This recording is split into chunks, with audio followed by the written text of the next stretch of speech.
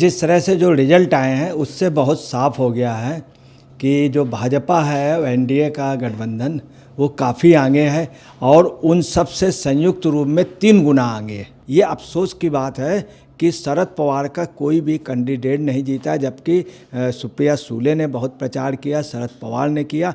उससे साफ हो गया है। और आपको बता दें, मराठा राजनीति चल रही, मराठा लोग अनशन में हैं, कई लोगों की तबीयत खराब, 1-2 लोग मर गए, मराठे अपने आरक्षण की बात कर रहे हैं। ऐसे वक्त और शरद पवार के घर पे शरद पवार का हार जाना, कांग्रेस का ख़त्म हो जाना और शिवसेना उद्धव का ख़त्म हो जाना बहुत बड़ी बात है। जबकि आपको बताना है, बारामती में नंबर 1 पे हमेशा शरद पवार रहे, दूसरे नंबर पे वहाँ कांग्रेस और शिवसेना दूसरे तीसरे। अब स्थिति दूसरी है कि कांग्रेस वहाँ से साफ हो गई, शिवसेना साफ हो गई, टोटल अजीत ग्रुप आया है। 2024 के चुनाव में मैं बता रहा हूँ, आप नोट कर लीजिए, 48 सीटों में 48 सीटों में अगर शरद पवार लड़ें, हकीकत यह है कि शरद पवार को जिताने के लिए बीजेपी भी अंदर से सपोर्ट करती थी। ये कटु सच है। सभी पार्टियां अगर शरद पवार लड़े, नहीं तो सारी सीटें हारेंगी। नमस्कार, मैं अंजलि मिश्रा, स्वागत है आप सभी का HDV न्यूज़ पर। आपको बता दें कि महाराष्ट्र ग्राम पंचायत चुनाव के रिजल्ट जो है आज आने वाले हैं। 2359 सीटों पर जो है ये चुनाव हुए हैं, जिसमें से 798 जो सीट है उसके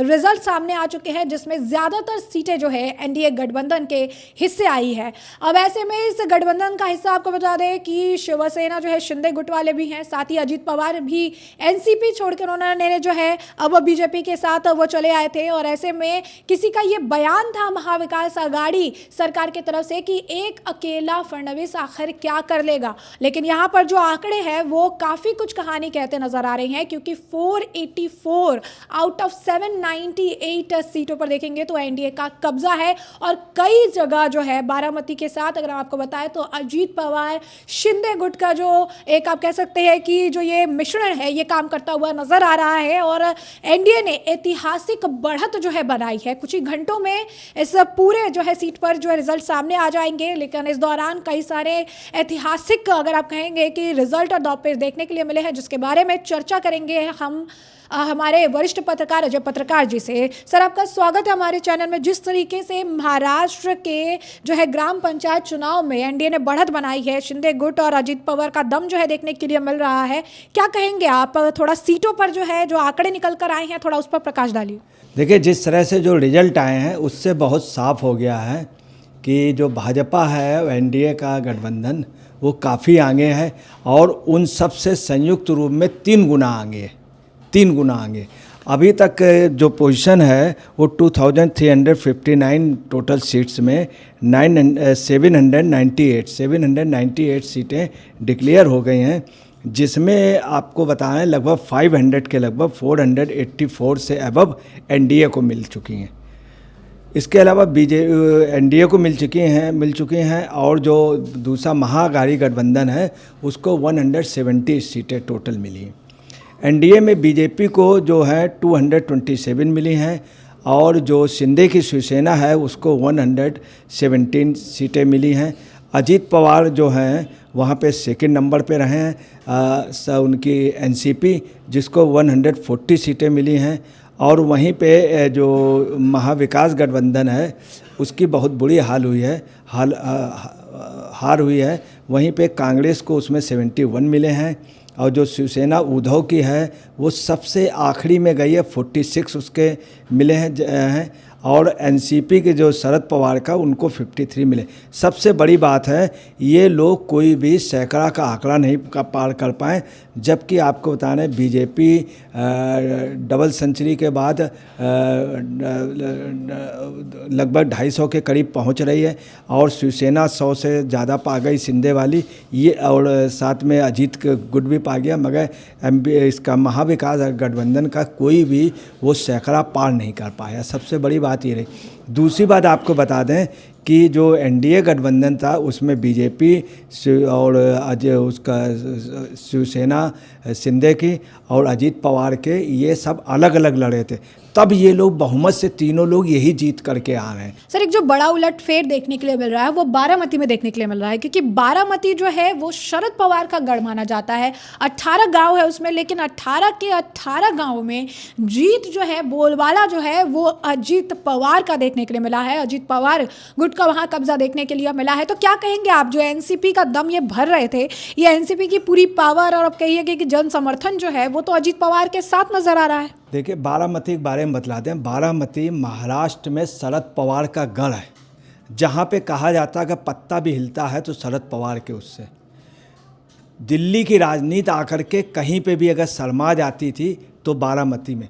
कभी भी आज दिन तक के रिकॉर्ड में शरद पवार का कोई भी बंदा बारामती में हारा नहीं। शरद पवार को हराने के लिए सारे दल एक हो करके भी कभी नहीं हरा पाए। वहाँ की एक एक पंचायत, एक एक सोसाइटी में आप समझ लीजिए शरद पवार, ये पहली बार है उनके लिए वाटरलू है। और आपको बता रहे हैं उन्हीं के भतीजे ने, अभी रोहित पवार जो विधायक है, जो उनका खास है, उसका भी एक बयान आया है कि शरद पवार जी, सूले जी वगैरह ने इंटरेस्ट लिया था। ये अफसोस की बात है कि शरद पवार का कोई भी कैंडिडेट नहीं जीता, जबकि सुप्रिया सूले ने बहुत प्रचार किया, शरद पवार ने किया, उससे साफ हो गया है। और आपको बता दें, मराठा राजनीति चल रही, मराठा लोग अनशन में हैं, कई लोगों की तबीयत खराब, 1-2 लोग मर गए, मराठे अपने आरक्षण की बात कर रहे हैं। ऐसे वक्त और शरद पवार के घर पे शरद पवार का हार जाना, कांग्रेस का ख़त्म हो जाना और शिवसेना उद्धव का ख़त्म हो जाना बहुत बड़ी बात है। जबकि आपको बता रहे हैं, बारामती में नंबर 1 पे हमेशा शरद पवार रहे, दूसरे नंबर पे वहाँ कांग्रेस और शिवसेना दूसरे तीसरे। अब स्थिति दूसरी है कि कांग्रेस वहाँ से साफ हो गई, शिवसेना साफ हो गई, टोटल अजीत ग्रुप आया है। एक चीज़ और आई है कि अजीत की माता जी ने अभी, मतलब शरद पवार जी के यहाँ से, उन्होंने बोला को शुभकामनाएं दी अजीत जी को, और उनके लिए उन्होंने कहा कि मुख्यमंत्री बने। तो आपको बताना है, सुप्रिया सूले को भी ये कहना पड़ा कि हाँ दादा आगे निकल गए, मैं भी चाहूँगी। हालांकि उन्होंने दबे जबान से बहुत धीरे से बोली, मैं भी चाहूँगी। माता जी ने कहा है कि अजीत पवार। अब आप रोहित पवार ने भी कह दिया कि ये बहुत बड़ा ताजुब की बात है कि शरद पवार और सुप्रिया जो एमएलए हैं वो उन्होंने कह दिया। इसके अलावा आपको बता दें कि महाअगाड़ी ने उसने गठबंधन करके लड़ी थी। बीजेपी वहाँ पे शहरों पे है, देहात में नहीं है। ये पंचायत के चुनाव हुए, और इसके पहले जो पोजीशन थी पंचायत चुनाव में, जो सबसे मजबूत पोजीशन थी वो शरद पवार की थी, क्योंकि शरद पवार ने गांव क्षेत्र पे कार्य किया है। सबसे मजबूत पोजीशन थी शरद पवार का हारना। फिर उसके बाद शिवसेना की थी, उद्धव की पार्टी का ख़त्म होना, कई जगह एक भी सीटें ना मिलना, कई आप समझ लिए कई ज़िलों में एक भी सीटें नहीं मिली।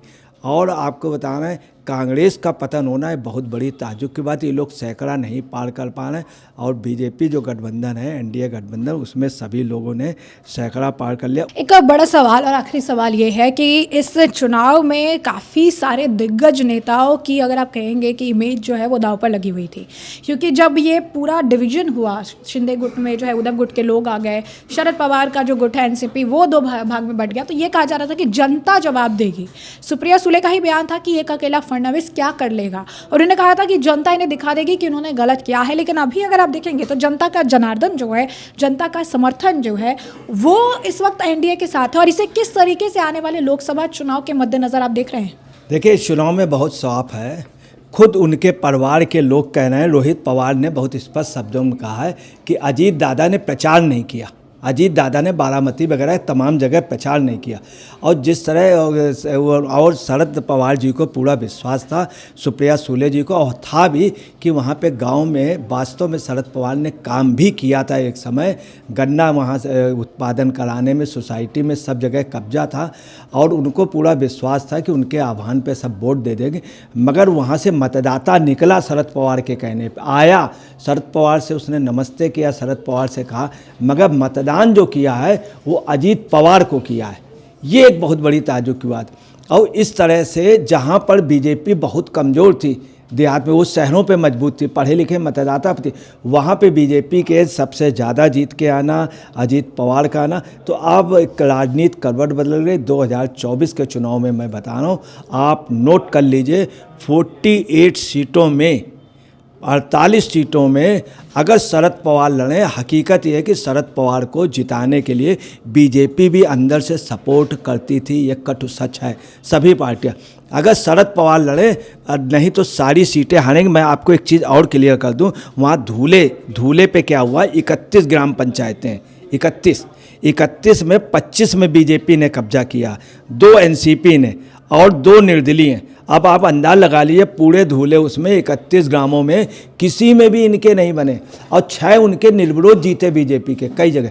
तो उससे साफ हो गया है कि इस महाराष्ट्र जो है वो देश की राजनीति का घर है, पूरे देश के मध्य भारत में है, जो उत्तर और दक्षिण का, ये उत्तर का भी मैसेज दे रहे हैं, दक्षिण का भी दे रहे हैं, पूर्व पश्चिम का भी दे रहे हैं कि 2024 में यही रिजल्ट होंगे और INDI गठबंधन का बिल्कुल पतन हो गया, वो रसातल में चली गई, फर्श से भी नीचे चली गई है और जो NDA गठबंधन है ये वास्तव में अर्श में आ गया है। तो जैसा कि आपने अजय पत्रकार जी को सुना, उन्होंने स्पष्ट तौर पर कहा है कि अभी तक जितनी सीटें यानी 798 सीटों पर जो रिजल्ट आए हैं, इसमें एनडीए ऐतिहासिक प्रदर्शन करती नजर आई है।